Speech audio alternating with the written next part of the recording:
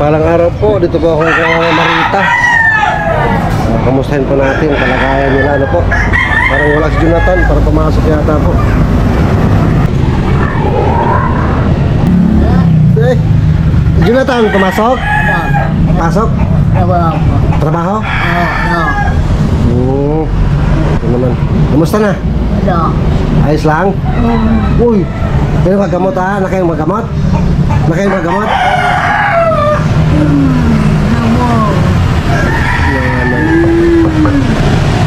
Trabaho sa Jonathan?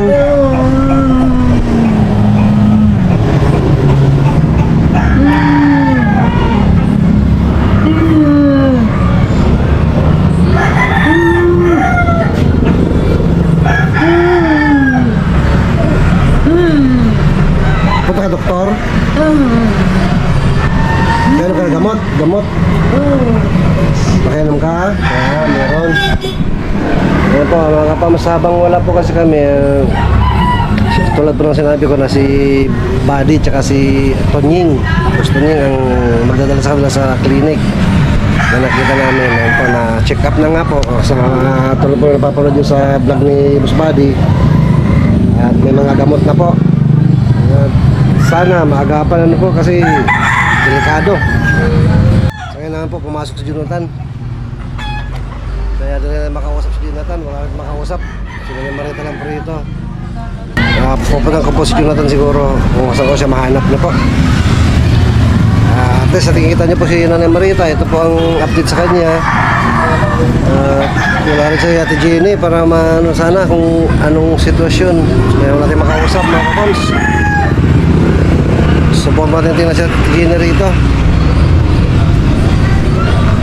Kahit si Ate Jenny po, tumutulong na po sa atin na po. At salamat sa pangganawa na Ate Jenny. Wala pong tao mga kapams. So ayun po, at least nakita nyo si Ate Nanay Marita. At least nakita nyo po si Nanay Marita. At yun po ang buhay niya. Ganyan lang dyan. Nakatanaw lagi dun sa paptok na yun. Hanggang sa dumating si Jonathan hanggang sa gabi. Wala umaga po. Hanggang gabi yan. Nandiyan lang siya. Hindi siya makatayo. Hindi siya makaalis. Kundi mag-antay lang talaga. Maganda lang dito hindi na sa labas. Ano po, mas safe siya rito. Sa bahay lang. Yun lang na boboard siya. Kaya halos tuwing makita si Jonathan, gusto niya magpakala kay Jonathan. Sige po, tingnan po, babalikan po natin siya na yung Marita maya-maya. Magpalang araw po mga kapams, dito po ako papunta kina kuya ngayon. Pasyalan po natin, medyo matagal-tagal na po tayo hindi nakapasyal sa kanila, ano po. Samahan niyo po ako, dito na po tayo sa papasok na po sa subdivision. Tara po.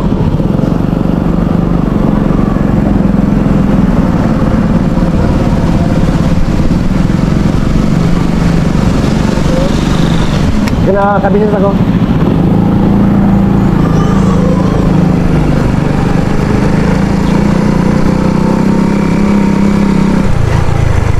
Pang papasok sa kina Kuya Ka-Business mga ka-farms.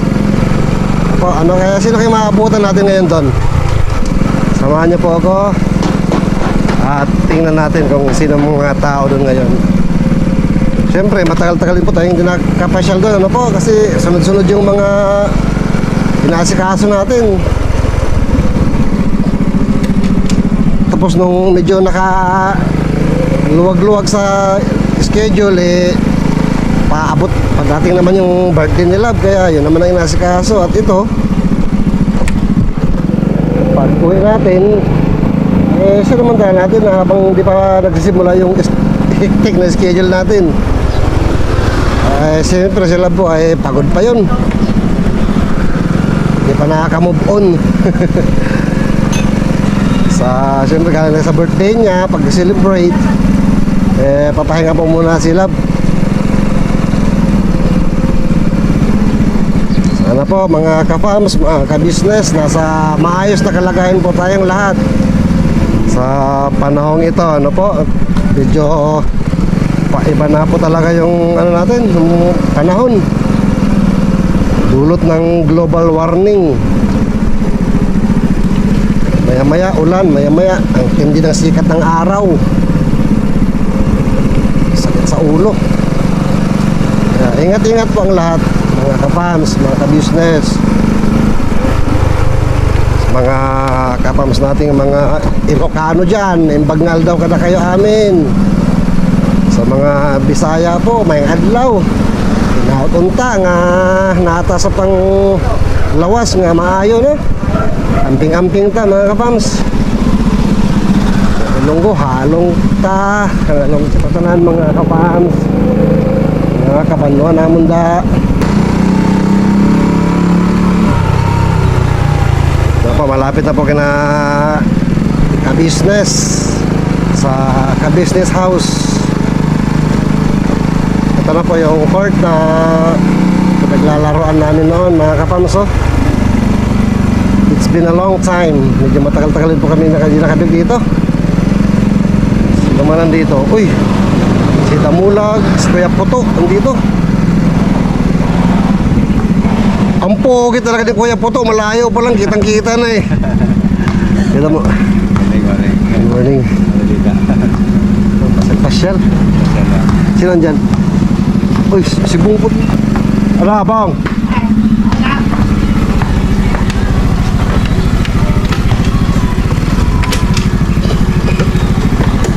Ang pogi mo, bunga. Kape ko yan? Salamat, pinagtimpla mo ko. Pinagtimpla mo ko? Ang pogi talaga nito. Apato! Pogi talaga ni Kuya Buk. Siya si Jonathan? Wala? Ito kaya yung taong yun. Parang ikaw, batas. Di ba? Tutulog na lang ako. Magpaalam ka muna! Bakit eh? Sa mga kalokohan mo, sa mga kalokohan mo, nagpapaalam ka ba? Bakit? Nagpapaalam ako, bakit? Nagpapaalam ako sa ginagawa ko. Nagpapaalam ako sa bato. Sa bakal, yaro. Nagpapaalam ako, hindi ka tulad mo, hindi ka nagpapaalam. Ito, pwede lakaw. Kalakalan ko to. Wala kang susi, di mo kaya yan. Ako sorry to. Pwede ko kalakan to. Ayun pa mga kamo si Jonathan, nakita ka po rito kina Kuya. Anong sabi? Pag nagkita tayo doon, sabihin ko daw sa'yo, sabi ni Tiking Buddy. Na, ano bang nangyari? Hindi mo napanood yung vlog niya. Gusto ko sa'yo ko marinig lahat eh. Sige. Yung si mama kasi, yung nakita ko, namanas na yung kaliwang paa niya, tapos namaga na parang nahirapan. Tapos, sabi ko, huwag mo na ako pumasok. Pumayag naman, tapos si Ate Jenny sabi, huwag mo na daw pumasok. Hinahanap ako ni mama, tapos sabi naman ng Tiking Buddy, pumayag na naman din, hindi mo na ako papasok mga isang buwan. Absin muna ako, huwag muna ako magtrabaho, alagaan ko muna siya. Tsaka may mga gamot na doon eh. Meron ng pina-check up. Nag-usap sa amin ni Buddy. Ikaw na lang hindi mo pa nalalaman, kaya sabihin ko sa'yo. Kaya tapos nandito ko, wala sila, pumunta sila, maghihintay ako. May gamot na si Nanay Marita? Kung nandun na lahat. Paano ang pagpapainom ng gamot ni Nanay Marita? Yung, alam ko na yung dalawang maliit, umaga sa gabi. Yung isa, sa tanghali, yung vitamin na isa malaki. O paano yun mapapainom sa tanghali? Umuwi ka tanghali? Umuwi ako, kapon napainom ko na eh. Nagpapalam na ako. Tapos nandito ko eh. Nag-usap na kami ni Buddy, tsaka ni Ate Jenny, tsaka ni Mama, pumayag na. Ikaw na lang niyo paalam. At least, ganyan po mga kapos, no? Totoo niyan, alam ko naman po lahat. Pati mga tinatanong po natin kay Jonathan para at least alam po natin kung naintindihan niya yung mga sa kanya, lalo na po sa gamot. Kung paano yung pagpapainom at so far, alam po niya. Alam ko na lahat. Yan po ang natin doon. Iniuna ko muna mama ko bago ko kasi alam mo na kung anong mangyayari dun eh. Kasi para siyang iyak na dun eh. Kamusta naman si Nanay Marita sa tingin mo? Maayos na rin. Kulang lang sa alaga. Hindi ko gano'ng naalaga kasi lagi ako nandito eh. Sabi ni Ate Jenny, lagi daw nakasilip. Hinahanap ako, umiyak. Tapos, hindi mo pa nga nakita eh. Hindi pa sa may singin na mumula, parang mabaho na yung alam mo na sa atin. Parang gano'n ang amoy. Dito sa gilid, saka dito sa suso. Saka dito sa puwit, mayroon ng parang sugat din sabi natin Mengay, pag nililinis mo sa wheelchair, magkakasugat yan, dapat ilinisin mo. Yan, tutungan, sabi natin Mengay, siya ni Nika, si Junjun. Yan sa ng panahon, nagkaroon na siya. O, yan sabihin ko dati kay kahapon eh. Pero pumunta dyan, sinabi ko na, ikaw, pumunta kami kahapon sa inyo. Siguro sinabi ng mga kapitbahay mo, doon kami kahapon. Ay wala ka pa. Tapos nakita ko yung motor mo, andun nakaparada. So sabi natin, tingin mo Buddy, umuwi ka na kagabi, last mo lang kagabi. Nandun kami kahapon eh. Oo, andun na kayo daw kahapon. Kagabi kayo dumating, sabi ni Buddy. Pero para mo na kay kuya ko yung pera ko konti. Tapos baka payagan ako. Saka na lang ako magtrabaho. Tapos yun dahil alaga ko muna si mama. Yung tapos yung si kuya. Alam ko nakita ko sa video eh. Si Istong pinuntahan nila eh. Kaya maghintay ako dyan. Umuwi na ako may matagal-tagal. Yun. Galing na ako kahapon dito eh. Kasi yun, alam mo na katotohanan. Kapag mo sa vlog ni Buddy yan.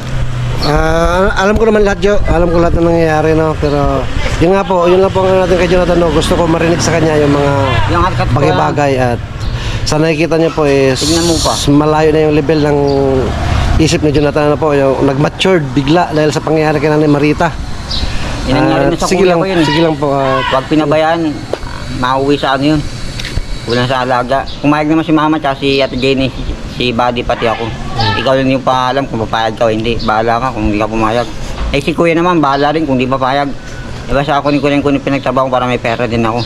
Alagaan ko muna si mama. Babalik din ako dyan, magtatrabaho pag maayos na lahat. Eh, kulang sa alaga eh. Makita mo naman dun oh, parang hirap na hirap, iyak ng iyak. Pagod. Yun na po sa bahay mga kapams. At yun nga po, tulad ng nasabi ni Jonathan, ano po, na magpapaalam muna siya at titigil sa trabaho. Ay ginawa nga po niya habang andun po kina kuya. Ay nagpaalam po siya kay Kuya Kabisnes. Mapapanood niyo po sa vlog ni Kabisnes, ano po, nag-raise po ako doon ng tanong, suggestion, patungkol po kina Nanay Marita at Jonathan kung ano po ang kailangan ng mag-ina, kasi nga po hindi po natin kaya na tayo lang, kami lang ni Buddy, humingi po tayo ng tulong sa klolo kina Kuya Kabisnes mga ka-fams. At yun na po, sabi naman po si Kuya Kabisnes na bukas pupuntan po nila si Nanay Marita at Jonathan, ano po. Kaya kung tutusin, napalaking bagay po na nakapunta tayo kay Kuya Kabisnes ngayon at naidulog natin ang ating hinaing at pangangailangan patungkol po kina Nanay Marita mga ka-fams. At salamat po Kuya, Ate, mga kagwangs. Salamat po sa pagtanggap sa akin ng mainit sa inyong bahay, sa Kabisnes House. At gayon din po, lalo na dahil pinagbigyan niyo po yung aking suggestion o idinulog sa inyo patungkol po kay na Jonathan, patungkol po kay Love, kay Ate LV po, ng LV Vlogs Family, at kay Alex. Mapapanood niyo po lahat sa vlog ni Kabisnes, ano po, at sa tulong at awa po ng Diyos, maayos po ang lahat at maliwanag po ang lahat. At yun nga po, in-invite po tayo. Lagi po pumunta sa Kabisnes House kasi nga po, pamilya naman po tayo ng Kabisnes. Bunga po tayo ng Kabisnes. Pasan ba, pagka tuwing free time po, makakapasyal po tayo doon. Ano po, makikita nyo po, naglaro-laro pa kami doon. Nagkaroon kami ng pa-contest. Actually, pa-contest ni Papa Dins. Panoorin niyo po, kasali po ako doon. At palaro naman ni Boss Dave. Sumala rin po tayo. Siyempre, challenger tayo. Challenges, I love challenges. Tsaka, siyempre, andun na rin lang tayo. Wala naman ulit sumali. Sumali po tayo. Sumali pang inyong paglingkod. At masaya po lahat. Buti nga po, nakauwi kaagad ako at muntik na abutan ng ulan. Lakas pa ng ulan mga kapams. Pagdating ko nga po rito nasabi po ng mga kapitbahay na nandito raw, pumunta sila Jonathan kanina at Nanay Marita. Wala naman po tao rito. Kaya, bakit kaya? Isipan na naman ni Nanay Marita, nag-ikot-ikot na naman. At alam naman ni Jonathan na nandun ako kina Kuya Kabisnes, pambihira ng Jonathan. Nagkita kami ni Jonathan kanina doon. Tapos umuwi siya. Siyempre ako na lang naiwan doon. Yun na, nagpaalam siya na hindi mo nakapasok. At positive naman po yung naging pagtanggap ng bawat isa. Kasi alam naman po natin kalagayan na Nanay Marita, mga kapams. Kailangan po talaga niya ng mag-aalaga sa kanya sa panahong ito na po. Na dumadaan niya sa matinding pagsubok ng kanyang kalusugan. Mahirap naman po kung wala si Jonathan, nagpumapasok ng trabaho.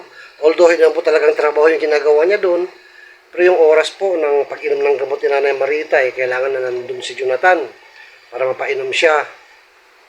Si ano po yun tatlong klaseng gamot yung ininom niya. May twice a day, ginawa na lang pong umaga at gabi. Yung dalawa, twice a day. Tapos yung isa sa tanghali. Yung tanghali ang mahirap doon kasi wala si Jonathan, kaya no choice si Jonathan. Kung mapapansin niyo po si Jonathan nowadays, matured na po si Jonathan mag-isip, matured na magsalita. Dahil po kay Nanay Marita, kinakabahan pa talaga si Jonathan, mga kapamos, para kay nanay.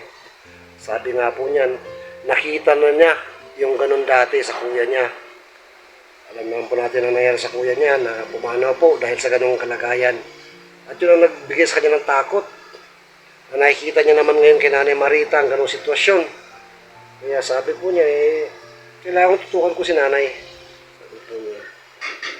Hindi niya iiwanan sa panahon ito na kailangan ni Nanay Marita ng kasama. Para po sa kalusugan ni Nanay Marita, mabantayan po niya, kain, inom ng gamot. So hanggang dyan po, tulungan nawa tayo lagi ng ating Panginoon Diyos. Spread love araw-araw, good vibes na po araw-araw. Dito lang yan, sa Early Vlogs Family.